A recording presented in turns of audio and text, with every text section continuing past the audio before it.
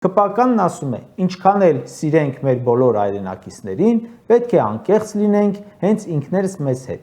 Հիմա առաջարկում եմ անկեղծանալ ու ասել.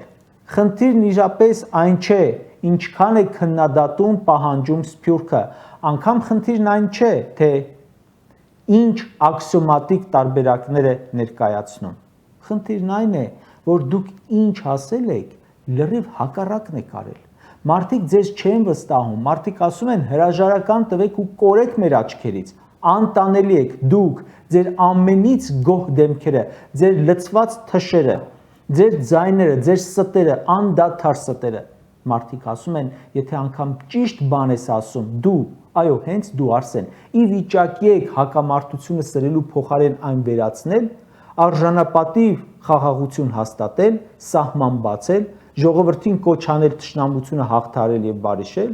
ի վիճակի եք, այն խաղաղ տեղը եկաք չեկաք, պատերազմ բերեցիք,